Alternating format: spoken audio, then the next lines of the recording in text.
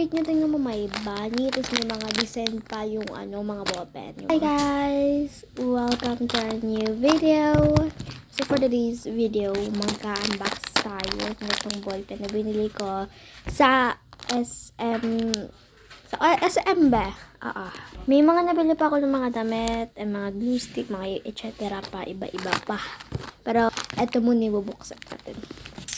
So, mga 6 ball pen, 6 pieces to ba? 6 pieces. Kasi nga nyo, happy! Yan, so, unbox na talaga natin.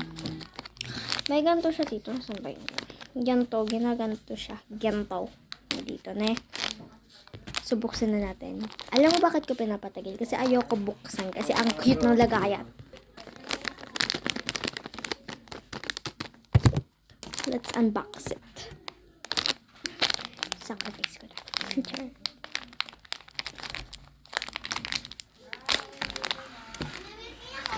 Yan daw. Ayan na, nakabukas na. Natanggal na to. Bukasin na natin. Pag dito, ginagawa na siya. Yan. Pwede ko pala idikit ko. Okay. So, yan. Ito yung mga pagpipilian natin. Yung mga yan. Ano pipiliin ko dito? Mini mo natin. Mini mo. Puwet ng kabayo, kamo. Okay, purple. My favorite color. Kunin na natin si purple. At diba pang second yung napili namin purple. Pakita ko sa inyo guys. Ito siya. Tapos may parang ganito. Ito. Kaya parang pang musulat. Hindi ka masaktan sa kamay mo pag mabasa yung sulat mo man.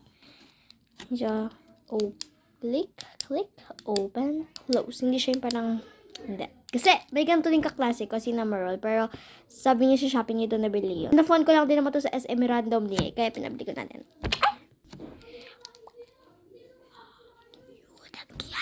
So, yun lang. Tapos, itatabi ko pa rin yung mga nandito. Yun lang guys. Bye-bye!